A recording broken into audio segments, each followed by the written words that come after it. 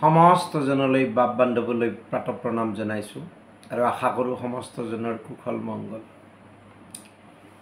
শ্ৰীমদ ভাগৱত মহাপুৰাণৰ প্ৰথম স্কন্ধৰ দ্বিতীয় অধ্যায়ৰ ৮ নম্বৰ শ্লোকত কৈছে ধৰ্মঃ সানুষ্ঠিতঃ পুংসাং বিশ্বক্সেন কথাসু যঃ ন উৎপাদয়েদ য়দিৰতিম শ্ৰমায়েব হি কেৱলম। ধৰ্ম যদি সৰ্বাংগ সুন্দৰ ৰূপত অনুষ্ঠান কৰিলেও যদি কৃষ্ণ কথাত ৰুচি নজন্মে তেন্তে সেই ধৰ্ম অনুষ্ঠান পণ্ডন শ্ৰম মাত্ৰ হয় বুলি কৈছে। আৰু সেইকাৰণে ইয়াৰ আগৰ ৭ নম্বৰ শ্লোকত কৈছে কি বাসুদেৱে ভগৱতী ভক্তিযোগঃ প্ৰযোজিতঃ জনায়ত্যাসু বৈৰাগ্যম জ্ঞানং চ যদ অহেতুকম। একান্তভাৱে যদি কি কৰা যায়, ভগৱান বাসুদেৱৰ যদি ভজনা কৰা যায় তেনেহ'লে ভজনৰ আৰম্ভণিতেই বিষয়ত বৈৰাগ্য জন্মে আৰু শুকান তৰ্কৰ অগোচৰ যাক মন ইন্দ্ৰিয় বাণীৰ দ্বাৰা জানিব নোৱাৰি সেই তত্ত্ব জ্ঞান প্ৰকাশিত হয় হৃদয়ত। এইকাৰণে কৈছে যে বেদবিহিত ধৰ্ম যিবিলাক যজ্ঞ দান তপস্যা আদিৰ দ্বাৰা কি হয় বোলে তত্ত্বজ্ঞানৰ অন্বেষণ কৰা হয়। যেনেকৈ উপনিষদতো কৈছে কি জ্ঞানাত মুক্তি, ঈশবাস্য উপনিষদত জ্ঞানাত মুক্তি, জ্ঞান নহ'লে সংসাৰ মোচন নহয়। গতিকে যি কৰিলে তত্ত্বজ্ঞানৰ উদয় হয় সেয়াই পৰম ধৰ্ম। শৌনকাদি ঋষিসকলক সুতে ক'লে যে যি কৰিলে কৃষ্ণচৰণত ভক্তি লাভ হয় সেয়াই পৰম ধৰ্ম।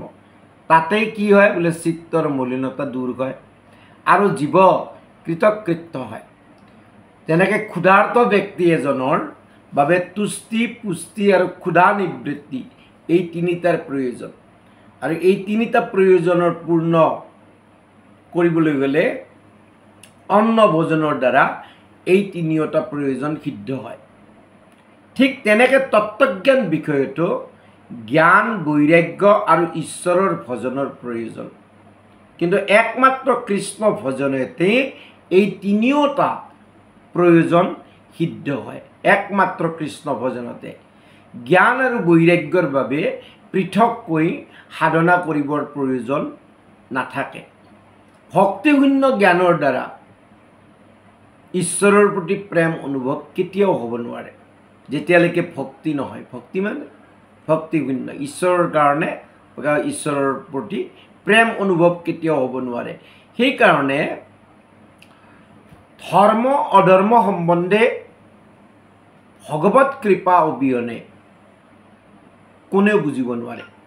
যদি জানিব লাগে তেন্তে ভগৱত ভক্ত সন্ত মহন্ত মহাজনৰ আশ্ৰয় ল'বই লাগিব।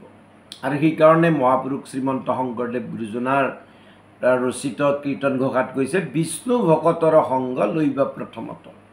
ল'বই লাগিব বিষ্ণু ভকতৰ সংগ। ল'লেহে কি হ'ব বোলে তেতিয়াহে যেনেকৈ আশ্ৰয় ল'লেহে তেতিয়াহে ভক্তি সিদ্ধি হয়। যেনে ধ্ৰুৱ প্ৰহ্লাদ নাৰদ ব্যাস শুক অম্বৰীশ এইবিলাক যে পৰম ভক্তসকলে কেৱল ভগৱান প্ৰীতিৰ বাবে কৰ্ম কৰি জগতক উপদেশ দিছে। আত্মাতকৈ প্ৰিয় বস্তু আৰু আন একো নাই। আৰু সেইকাৰণে চাব যে যেতিয়া নিজৰ প্ৰাণ বচাবলগীয়া হয় তেতিয়াহ'লে আমি বাকীৰ কথা নাভাবোঁ, নিজৰ প্ৰাণটো বচাব লাগে। আমি কি ভাবোঁ যে যদি নিজৰ প্ৰাণ বাচে বাকী মৰি গ'লেও কথা নাই, বাকী কাৰণ যদি দেহা থাকে তেতিয়া বেহা হ'ব, অৰ্থাৎ পৰৱৰ্তী সময়ত আমি তাক পুনৰ হয়তো লাভ কৰিব পাৰিম, পৰিগ্ৰহ কৰিব পাৰিম। গতিকে নিজৰ প্ৰাণটো বচোৱাৰ কাৰণে মানুহে চেষ্টা কৰে। আৰু সেইকাৰণে ন বাৰে সৰ্বস্য কামায় সৰ্বম প্ৰিয়ম ভৱতি আত্মনঃ কামায় সৰ্বম প্ৰিয় ভৱতি। এইটো বেদত কৈছে। বেদত কৈছে যে ন বা আৰে সৰ্বস্য কামায় সৰ্বম প্ৰিয় ভৱতি আত্মনঃ কামায় সৰ্বম প্ৰিয়ম ভৱতি। ভগৱান আত্মাৰ আত্মা, তেওঁ পৰমাত্মা।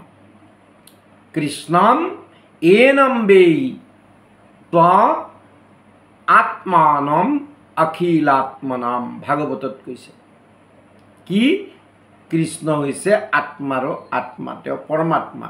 গতিকে কৃষ্ণৰ প্ৰতি যদি প্ৰেম নজন্মে সকলো ধৰ্ম কৰ্ম বিফল।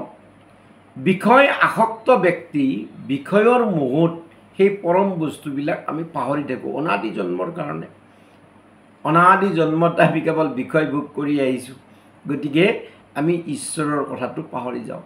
শৰীৰত মন বুদ্ধি অহংকাৰ এই তিনিটাই কি কৰে, ইন্দ্ৰিয়বিলাকৰ সহায়ত কেৱল ভোগত লিপ্ত হয়।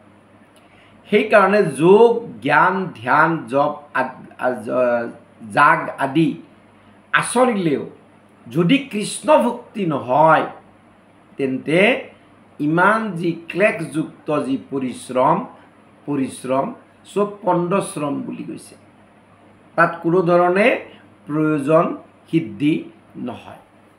কৃষ্ণ।